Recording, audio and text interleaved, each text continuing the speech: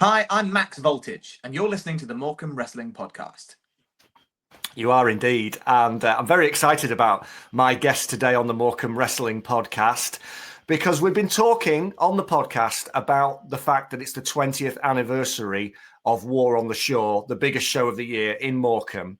And I've got a gentleman who was the very first wrestler to come through the curtain, to appear, to wrestle, to perform at a War on the Shore. It happened on March the 26th, 2005 at the Morecambe Dome. And since then, this gentleman has gone on to have a really successful career in TV as a writer, as an actor, as a comedian. He co-wrote a sitcom about wrestling for ITV2. And he's one of the brains behind the wrestling, or now Clash of the Comics, which is making real waves in live wrestling-related comedy around the country. One half of Max and Ivan. I'm delighted to be joined by Max Voltage. How are you doing, Max? Very well, thank you, Greg. I've been waiting for your call. You've been working your way through the War on the Shore performers, people part of this grand, rich tapestry, and I mean, it was only a matter of time before you came back to the OG of it all, the man who burst through the curtain first and foremost and vaulted into the ring. Probably performed a sort of Prince Nassim style flip over the ropes, and then immediately became exhausted before his match began, as was part and parcel of my time-honored style. But yes, I was 20 years ago, almost to this very day, leaping out through the curtain in Morecambe, getting ready to do battle as Max Voltage, the Human Dynamo. And as you so succinctly summarised, although I've gone on to do an array of colourful and disreputable things, wrestling's never kind of fully left it's never fully left my world. That's true. We'll explore that as we have a chat, and I'm really looking forward to it. It's great to catch up with you because it's been such a long time. I mean, I was trying to remember when we probably last saw each other, and it may have been, I can't remember it. I mean, I know you were wrestling on the main FWA shows, and I was involved as a manager at the time, 2005, 2006. 2007, I think you were at that last ever show with IPW, which may have been, that could have been the last time we ever saw each other. I don't know. It could well have been. Yeah, that was a kind of a sort of turning point as I gradually moved fairly seamlessly. So there was never one, I never had one, not that wrestling retirements are worth the paper they're printed on, but I never had a moment where I stepped away from wrestling because in my mind, I sort of never really did. I drifted towards other things. But that was around the moment when I was kind of doing as much wrestling as I could whilst doing as much other the various other things that had kind of captured my imagination at the same time. But that was, yeah, as you say, that's in all likelihood when our paths last crossed. Well, we talk about the FWA a lot on the podcast, and it's hard to believe that the peak of the FWA was all that time ago. And it's to try and explain, it's to try and sort of give people who remember the FWA, who were fans at the time and involved in it, a bit of nostalgia, but also to try and explain to people in the modern day era just what it kind of meant and what it was all about. And you're in a good position to be able to explain that because you came through the FWA training school, the training academy in Portsmouth.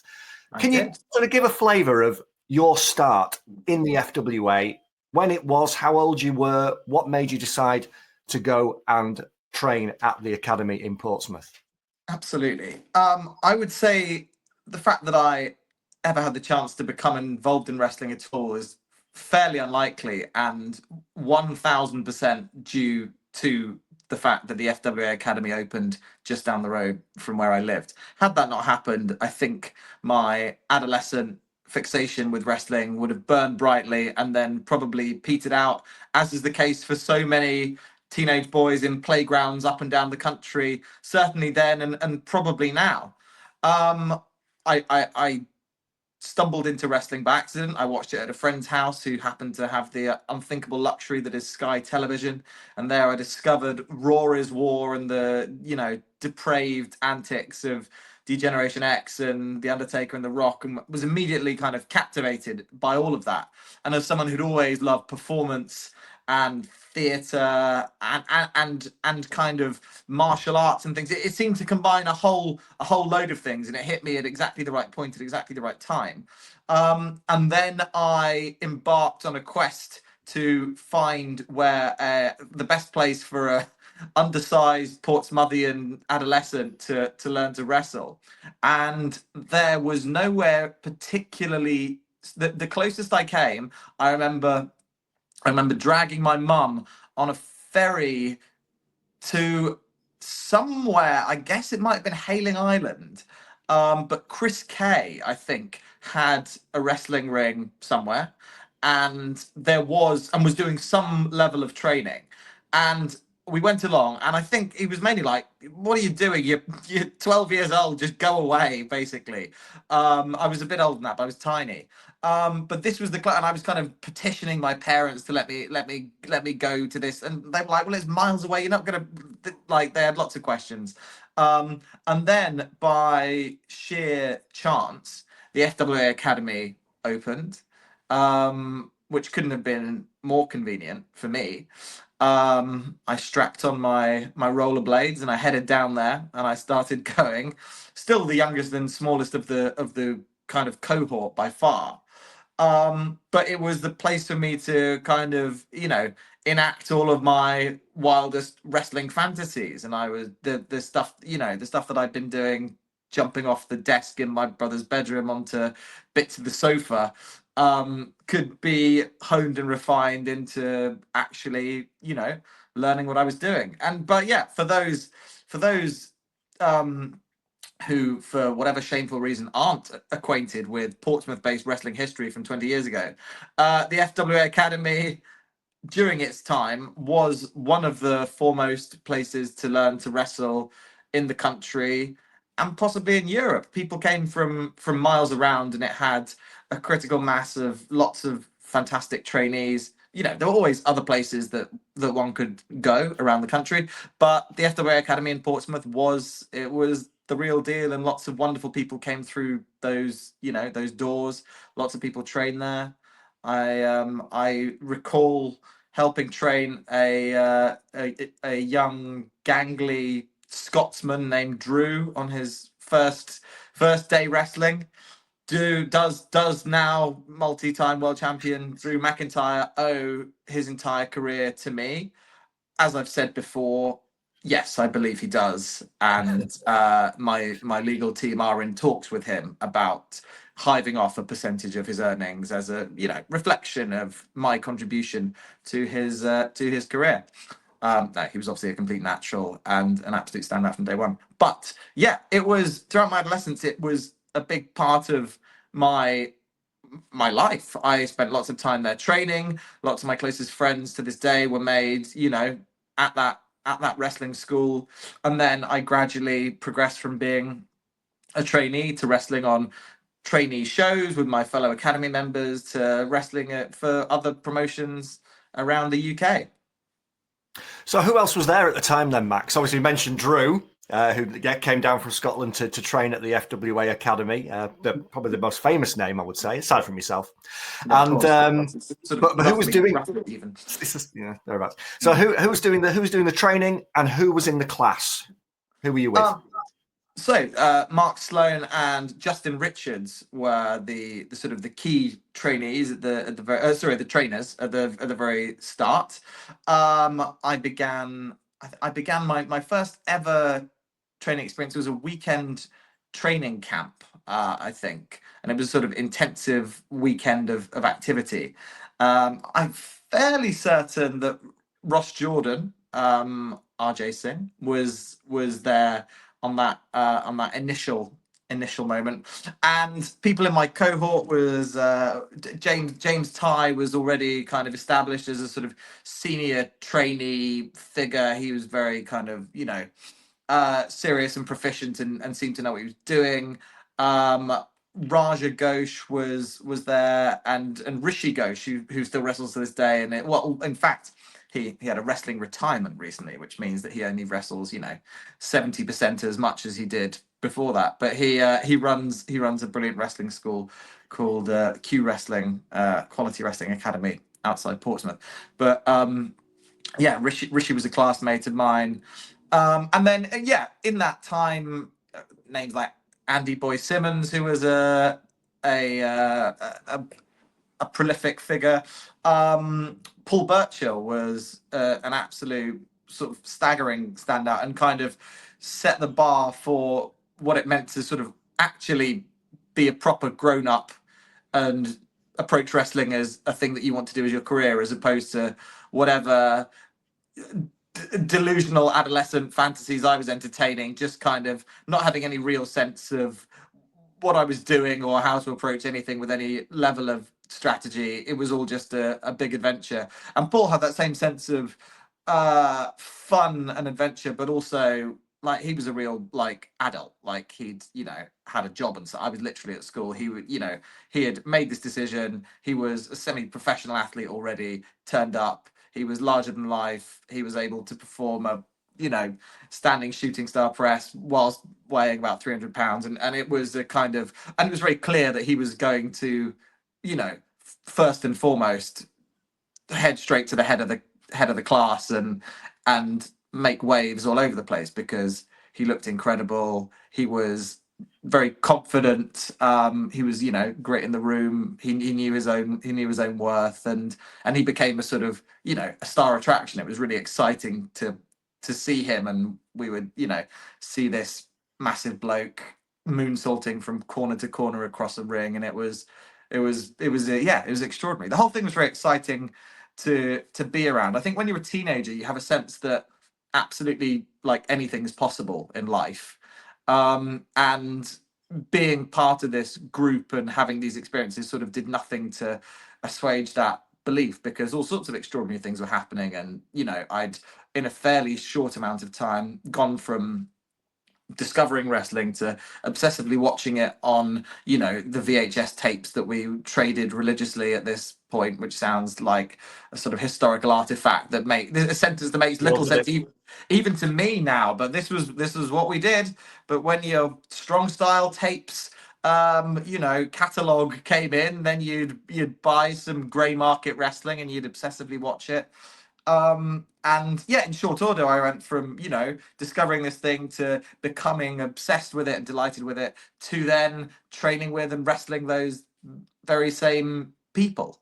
And it was over a very compressed amount of time, really. And it was a treat. The kind of, I wrestled a sort of high flying Mexican inspired, a bit of British wrestling, a bit of kind of Johnny Saint style technical trickery melded with a bunch of Mexican inspired springboarding and arm drags and moonsaults and things. And I got to wrestle genuine lucha libre stars when they came through. I got to wrestle Ring of Honor stars when they were in the country. It was a blast. And what did it mean to you as a teenager, as you were at the time? You were doing the smaller FWA Academy training shows in your neck of the woods in Portsmouth. But what did it mean to you to progress, as a lot of the trainees did, starting there, but then moving on to the main FWA shows, bearing in mind what FWA was doing at the time? Well, for me, Greg, it was all about a path to Morecambe's War on the Shore. And it's the correct answer. Yeah. By this point, I was very meticulous and strategic, and I knew what it was building to. And this was always the goal. But aside from that, it was, I think at the time, as I recall, there was something extremely exciting about feeling as though you happen to be amongst a cohort of people who were at the forefront of something new and something exciting. I remember British Uprising 1, FWA's York Hall debut, I think. And a whole host of things happened which felt incredibly exciting. Firstly, there was this room itself, which felt kind of bigger, and I was always thrilled to be at any wrestling show in any live wrestling environment, and everything about it at the time seemed kind of romantic and exciting, from piling into a stinking tiny car full of someone's old KFC boxes and driving the length and breadth of the country, and then setting up a wrestling ring and being exhausted and having no sleep. But it was all absolutely, it was all great. It was all exactly where I wanted to be and what I wanted to be doing. But York Hall and British Uprising felt like this new, the new forefront of what was possible. It felt like a kind of a stage up, and so much. I'm probably about to kind of, having set this up, I'm probably about to present a load of garbled false memories, none of which actually happened. I'll sort of mistily-eyed recollect a match that wasn't there and a thing that didn't happen, and you'll have to cut it all. But as I recall, a few things happened. The show opened with a triple threat match, I believe.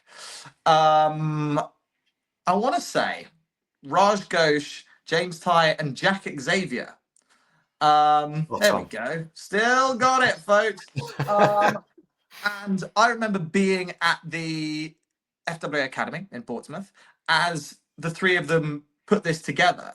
And it became apparent that it was going to be something quite special. They didn't, it's not like they sort of stayed for hours and hours late at night, or kind of had big spreadsheets on a wall, or it just seemed to click. It seemed that they all happened to be at a point in their careers where they melded creatively, and they were sort of young professional wrestlers at the at the peak of their developing powers, and they just come up with a load of stuff that was really fun, really interesting, and seemed quite new and exciting. It seemed like it was a little bit reflective of the kind of Ring of Honor style, which had just sort of made its way over via these murkily Legal or Not tapes that we were all watching, and they put together this exciting match.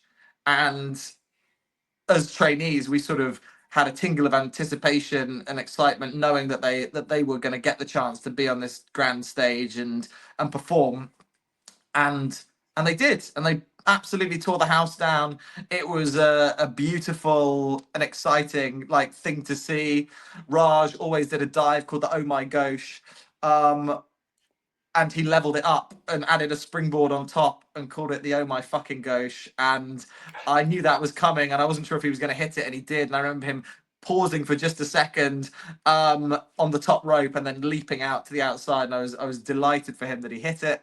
And that was the start of a hugely exciting show. I want to say AJ Styles wrestled the Wonder Kid Johnny Storm. He did. AJ Styles, who the Roger Federer of professional wrestling, continues to this day at the absolute peak of his powers. One of the great runs of the business. We are lucky to live in the era of AJ Styles.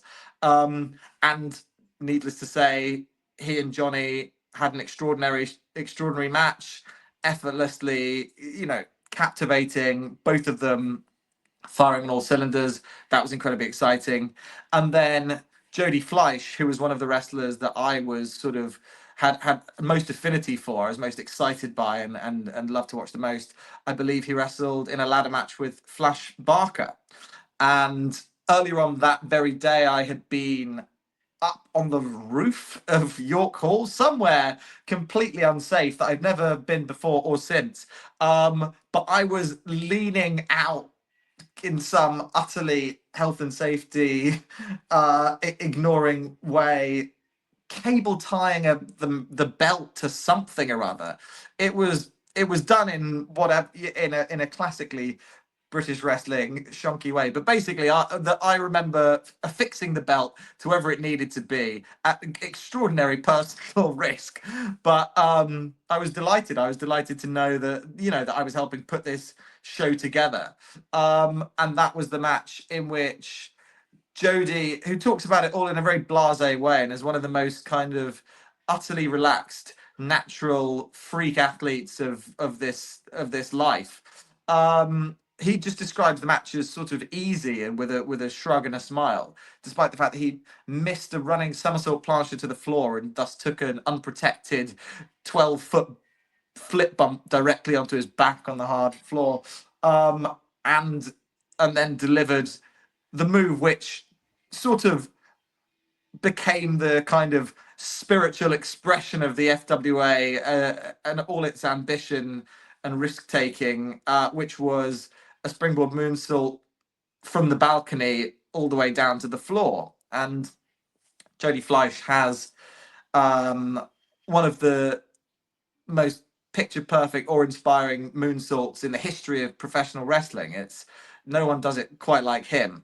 And he took a absolutely stupendous risk, but he nailed it. He nailed it beautifully, and it kind of was emblematic of the show. It was emblematic of the whole experience, and it was emblematic of what the FWA kind of wanted to be, which was the most exciting wrestling promotion in the country. And particularly on that day, it really felt like it was. It's mad to think that there were so many of us who were at that show, myself included. I remember I was meant to be on a little break down in London with my wife and son, and I left them for the evening to go to see British Uprising 1 because I was really, which was terrible, really. But I mean, I apologised to them publicly. But you know, that's what the FWA was starting to mean to me. And there were so many of us, like yourself and myself, and people like Martin Stone and Ross Jordan, who you've mentioned, Dan Reed, people who would go on to be like, you know, quite successful as wrestlers, as promoters, as managers, who were all there watching. I remember Jodie Fleisch nearly coming off on top of me with that moonsault that you mentioned, but it was really inspiring, like you say. And then so many of those people would then go on to work for the FWA in a performing capacity, and they'd come to Morecambe as well, which was great. I mean, we had the very first show I ever promoted in 2003, James Ty versus Raj Ghosh, was the opening match, which was no doubt inspired by what had happened at British Uprising 1 when they were in the opening three-way. And then yourself, fast forward 2 years, let's talk about War on the Shore. Let's talk about March 2005. It's on the Wrestling Channel, the whole show. So I'm sure you've hopefully been able to watch it back over the years, because it's there in all its glory, the full show, including your match on YouTube, as it was shown on the Wrestling Channel in at the time on Sky TV. What are your memories, Max? Do you have any memories of wrestling that match against your trainer, Mark Sloan, who I would imagine, obviously you knew really well, I would imagine that you had wrestled many, many times? Yeah, I think whenever I wrestled Mark, it was always a sort of, in a sense, it was one of the kind of places that basically he one of the people I'd wrestled more than anyone else. So we had lots and lots in our kind of back pocket, and lots of things that we sort of regularly did. So lots of the spots and things that we would have delivered on War of the Shore would have been things that I was, you know, at my most confident doing.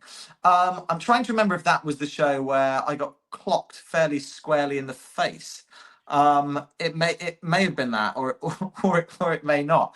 And to my discredit, I've not rewatched that match for quite some time.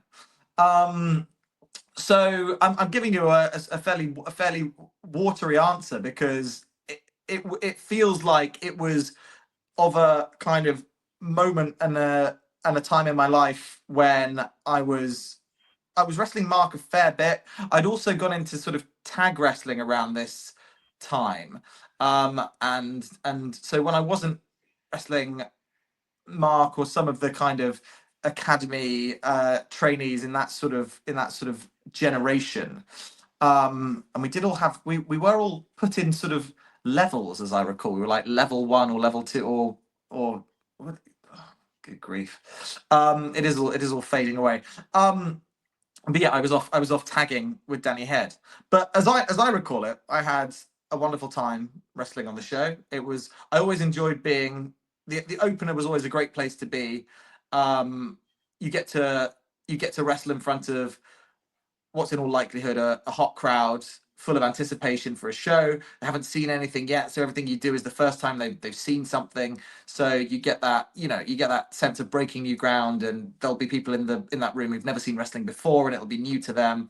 And then also you get to relax after your match and, you know, sneak to the curtain or wherever there's a little viewing point and watch the rest of the show as well. So it was one, and you get to, if you're organised, go out in the interval with your glossy 8x10s and meet the adoring public. So it's one of the great places in the card to wrestle. I recall having a lovely time. You may well tell me that we stunk the place out and had the worst match on the card. That's entirely possible and happened on multiple occasions. But it was a lovely time, and I also, it was a delight at that point to be wrestling. A sense of having graduated from the academy that I begun in, to wrestling on the FWA's main roster shows, and on shows around the country for kind of other promotions. So it was a hugely exciting point. It was part of the FWA's first flyweight tournament, first round match, in fact, and you won that match against Mark Sloan. And we did review it recently, myself and my co-host Silent Mark, on an episode of the Morecambe Wrestling Podcast. And what really struck us, I mean, the first thing was, obviously you're very young, you're 17 at that time, I think, when that match happens. Yeah. And but so athletic, the moves that you're doing in that match, and with Mark, they're moves that you don't really even see that much in 2025. They're very much ahead of their time, very athletic, very gymnastic. And where did that come from? Where did that sort of, because you clearly got like a natural athletic gymnastic ability. Can you sort of pinpoint where that actually came from, Max? Well, I think one of the main reasons you don't see those moves as much these days is because nobody wrestling now is even close to half as good as I was, and it's a real disgrace. The entire scene is in the doghouse. It's mind blowing what people do nowadays. I was tiny. By the time I was about 17, I'd probably grown to my full height, but I was still very, slender and waif-like. Try as I might to kind of pack on size over my late teens and early 20s. But I had a natural affinity for smaller wrestlers. I was never going to be a powerhouse. I didn't identify with that. But when I saw Rey Mysterio, when I saw Mystico, when I saw Shawn Michaels, they did extraordinary things, and I enjoyed, trying to do those things. But also I enjoyed creating moves of my own. I remember watching early ECW, and there was a guest Michinoku Pro 6-way tag team match featuring Great Sasuke. I think Gran Hamada was there. It was a whole world of fantastic different ways to move, and I had wrestling kind of feverishly running through my head 24/7, and half the time I was thinking of new and different moves, and then I would go to the academy and try them out. So all manner of different kind of tilt-a-whirl variations and arm drag variations and things, which really, which delighted me to kind of put together. And some of it came from the British style as well. It was a sort of hybrid. Lots like Justin Richards got me hooked on lots of Johnny Saint stuff. So there was this kind of combination of bits and pieces of technical kind of trickery coupled with bouncing off the ropes and spinning around my opponents and things, all of which sort of delighted me. And then I remember I'd go, it was kind of it was all an extension of the wrestling stuff, but like we'd do sort of martial arts lessons at wrestling school, and we would go as a wrestling group to gymnastics. So there were lots of other kind of strings to my bow that I was trying to kind of put together, but it was all through the prism of pro wrestling. That match was very much as well. It was very much the showcase for the FWA Academy in Portsmouth, because not only was there yourself and Mark Sloan in the ring, but Mark Sloan at the time had the entourage with him, which was a group of trainees from the FWA Academy. When you watch it back, it's very hard to work out. There's 4 of them, but 3 of them have got the hoods up, so I couldn't actually identify who they were. There was one guy that was more sort of outspoken than the rest, big guy with sort of big curly hair, and I was trying to remember what his name was. You probably remember. I suspect, this is sort of like my specialist mastermind subject, I suspect that was Michael Christmas. I think that would be the man's name, although I could be wrong. They were the entourage were known colloquially as the Sloan clones, because it was impossible to tell who was who. But Mike Christmas was a lovely lad, gregarious, charismatic chap. And I believe he was in that squad. So that might Yes. be the answer to your question. They carried Mark's bucket, which he brought to the ring at the time, like the spit bucket they have in boxing. And they were like his corner men, really, weren't they? But it was to sort of further the gimmick of Mark being sort of like the guru of the FWA Academy, which wasn't a gimmick at all. In the flyweight tournament, you went on the very next show. We're moving away from Morecambe now. The next month, you wrestled Spud. Yes. Rockstar Spud, later Drake Maverick in WWE. Yeah. Spud, a big character over the years in Morecambe as well. Yeah. Any memories of that? Yeah, absolutely. I recall going to Broxbourne Civic Hall, not really knowing what was going to happen, and then becoming part of a fairly curious segment in which there was a sort of promo contest. There was a popularity contest in the ring. That was the show before. That was New Frontiers, the open invitational disaster, as we call it on the podcast. Interesting. So that wasn't on the same show. No, that was the show before. Okay, so now we're getting to the good stuff with my false memories, just throwing up all manner of nonsense. Yeah, I remember that in as much as I recall. I thought there would be a booking decision as to who would be going through.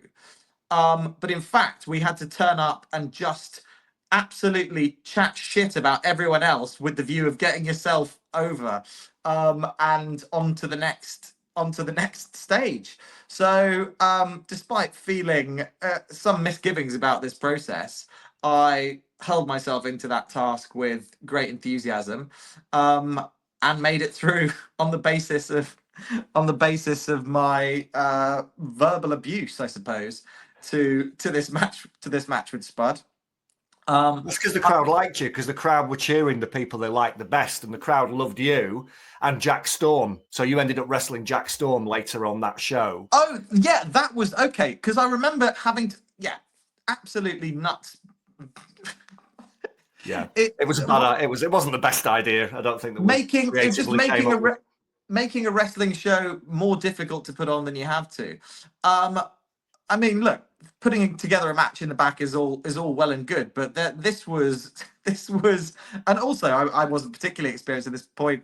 But yeah, no, we had to, we cut a what for it was a. Although I hate to use any of this insidery language, it was a worked promo that was secretly a shoot, in as much as the reactions informed what happened next. And then great to be on with, and then I would have had to hurriedly put together a match with Jack, who by sheer chance I knew very well and had worked plenty of times and loved him to bits, and he was great, and he was perhaps the easiest man to wrestle in the history of wrestling. But the whole thing was needlessly high stress, and I would say there were no winners in that entire situation. And then, but I did, I clearly had, landed with the crowd in some way on that occasion, as opposed to when I wrestled Spud, where, as I recall, they certainly hated me and possibly hated Spud at that point. There was a lovely undercurrent of cynical negativity about both of us being small and not up to scratch. But we threw ourselves at that match with great vigor and enthusiasm, regardless. And I recall I remember being in Portsmouth and Spud and I having long conversations excitedly about what we were gonna do and the various things we'd sort of put together. And yeah, Spud has always had a keen mind for wrestling and has always been extraordinarily passionate. And we became good friends when he came to Portsmouth to wrestle for the first time, wrestled Paul Burchill, in fact, and injured himself, unfortunately, performing a Phoenix Splash on Paul, and then went to hospital, and I went with him, and I sort of spent the evening with him, and he stayed at my house when he was in Portsmouth, and I think so did Jack as well. So yeah, he became a good mate. So I very much enjoyed wrestling young Spud. It's interesting you say that, because it was around about 2005. The FWA is sort of starting to be on the decline, and the crowds in Broxbourne are becoming a lot more cynical about what's going on. But in Morecambe, it was totally different. When you came through that curtain as the first guy at War on the Shore, the Morecambe seaside audience up in the north were very much more a family audience that were there to, have a good time and not to critique. And they absolutely loved you, and the reaction to you on that day was absolutely brilliant, particularly when you won, beating Mark Sloan in the first ever match at a War on the Shore in Morecambe. Exactly. The Morecambe fans, they know what's what. They're there for some proper wrestling. And yeah, as I say, it was always the pathway to Morecambe. That was always the aim of the game. And it was a treat wrestling in front of a fired up Morecambe crowd. And who knows? Maybe it'll happen again someday. You never know. It could happen. You've worked for a lot of other top companies in British wrestling, Max. It wasn't just the FWA, Revolution Pro, I know you've worked for, IPW that we talked about before, All Star, I know you've worked for. You've worked for some of the top ones. But obviously you're best known now for your career in comedy and in as a writer, as an actor. You've appeared in things like Peep Show and W1A with Hugh Bonneville and David Tennant, and you wrote your own sitcom on ITV too, which makes me, the name of it reminds me of the FWA dressing room straight away, because that was the smell. Deep heat. It was the smell of the medicinal rub that used to be used on aching muscles and joints, and it just literally, you walked into the dressing room in Broxbourne, and that is all you could smell was the deep heat. Yeah. So you and Ivan, Max and Ivan, that's what you're known for. Your double act with Ivan Gonzalez. As I know, there's a lot to cover, and we don't really have time. But what would you say have been the highlights of your partnership with Ivan and your career outside of wrestling? Well, I would say I've had a very colourful and enjoyable life so far. It was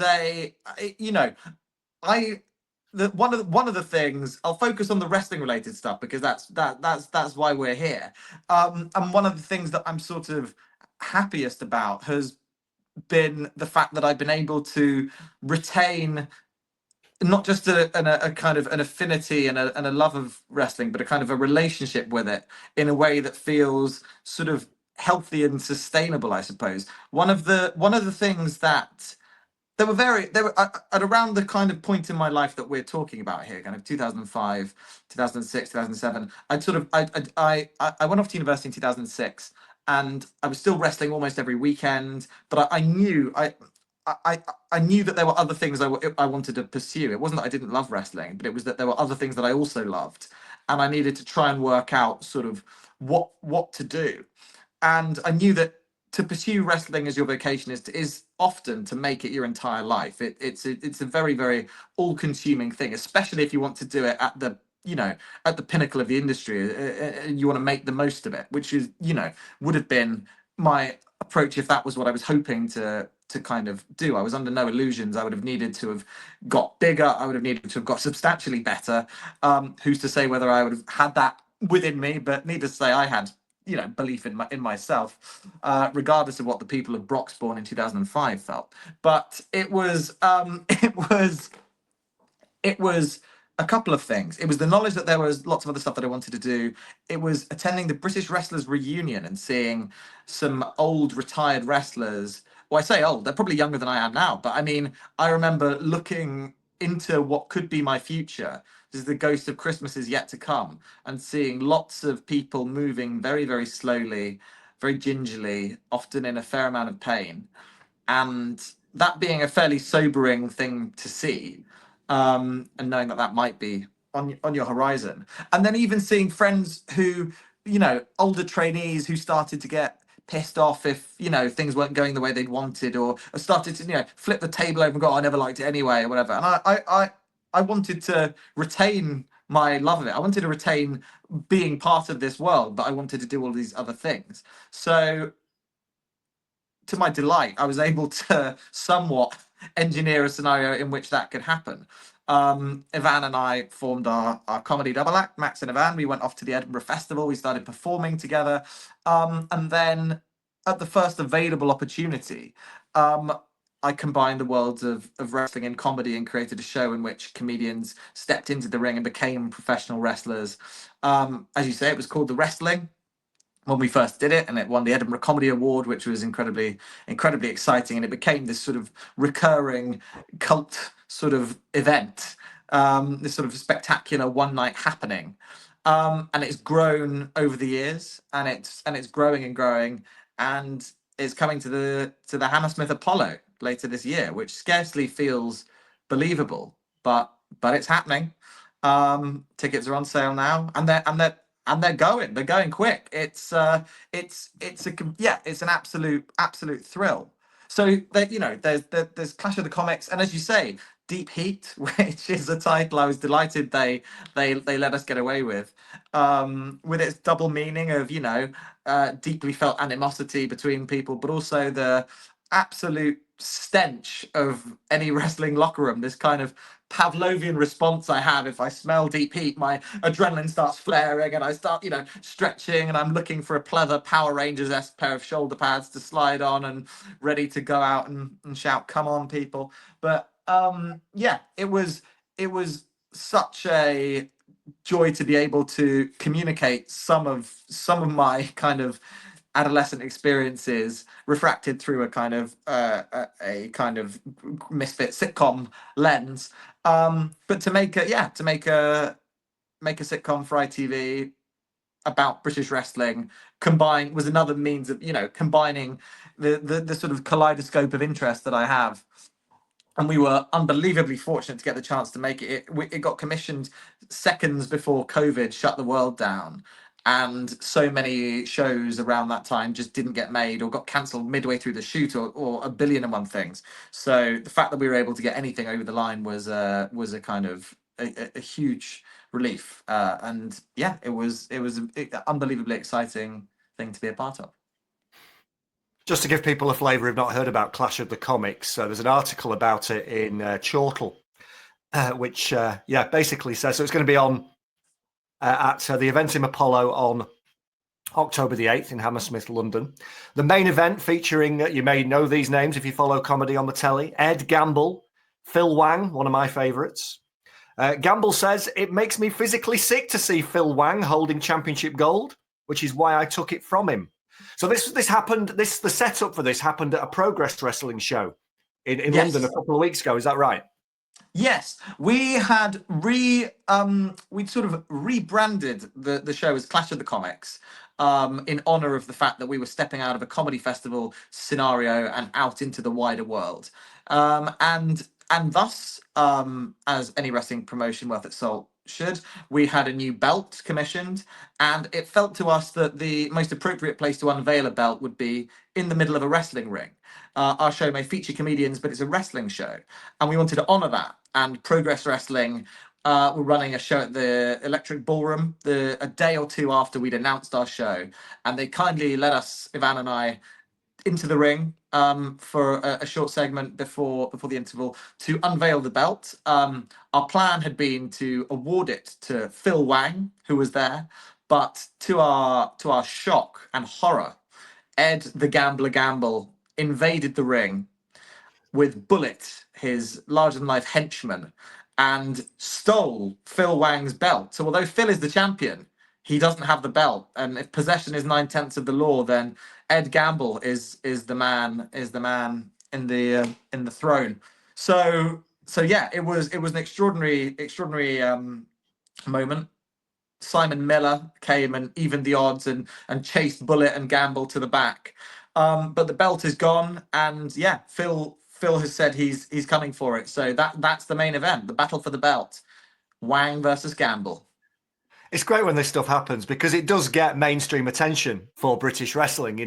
People will have seen, Phil Wang's on the television all the time on panel shows, on Live from the Apollo, and Ed Gamble hosts the Traitors spin-off series, one of the biggest reality TV shows on the television. So these are big names. I've seen it. I see here it says Nish Kumar's been thrown through a table previously, and Rosie Jones defeated Greg Davis.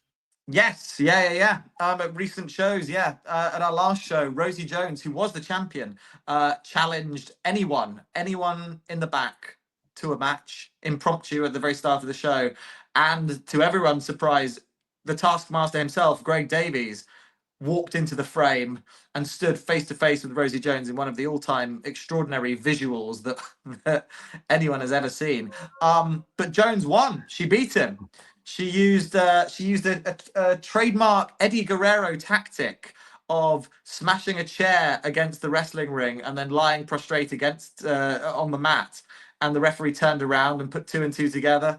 And unfortunately, Greg was immediately disqualified, to his absolute shock. And yeah, at the show before that, Nish Kumar, the self-styled bad boy of professional wrestling, got pushed through a table again by Rosie Jones. In fact, who was a very dominant kind of streak at these shows. But Nish will be on commentary at the show at the Apollo alongside BBC One's Greg James. And it will be a BBC Radio One. But I'm sure he's been on BBC One as well. He's a very prolific broadcaster. Nation sweetheart, Greg James. Yeah, it's going to be absolutely incredible. I'm beyond excited. Yeah, make sure you get to see that October the 8th at Hammersmith in Hammersmith in London. That sounds absolutely amazing. It's brilliant that you're involved in this stuff, Max, and doing so well.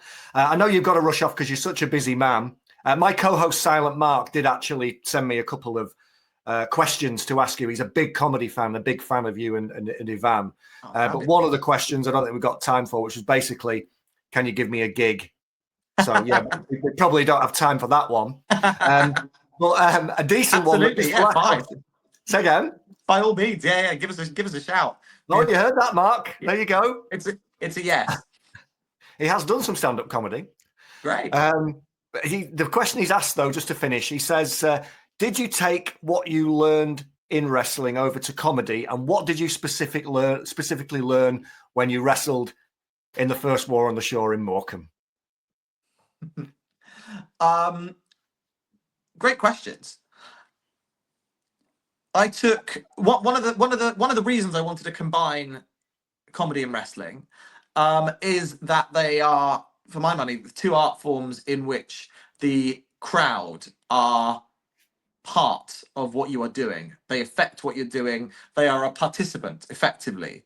If you are having a good wrestling match, you are involving the crowd. What you do is informed by the crowd. And no matter how many preconceptions about what you might want to do in that ring, if the crowd, if it's not working, you need to bring the crowd in one way or another. And comedy is the same. So in a sense, I learned lots of my kind of interactions with audiences. Much of my relationship with audiences came from wrestling, because that was at the forefront of the kind of performance work that I was doing, and that sense of liveness was available more in wrestling than any other. I was performing in plays and other bits and pieces, but wrestling is where crowds come alive. And I took that over to comedy, which I started performing with Ivan. And again, you're performing in front of audiences, and their reactions inform and shape what you do. The crowd is alive and they're part of it. So absolutely, I learned that from wrestling. I took that to comedy. And what did I learn about wrestling in Morecambe? That the Morecambe crowds are the best in the world. Well, they certainly are. And that's lovely for you to say that, Max. And it's been great to chat to you here on the Morecambe Wrestling Podcast. Clearly, we're going to be sending Silent Mark down to the Hammersmith Apollo on October the 8th to see what's what. But it's great that that's so successful. And it's been brilliant to catch up with you and chat about your memories of the original War on the Shore. You were the original, the first man, the first wrestler at War on the Shore in Morecambe. It's been lovely to chat, Greg. Let's not leave it another 20 years. Absolutely not. Max Voltage, thank you for speaking to the Morecambe Wrestling Podcast. Thank you for having me.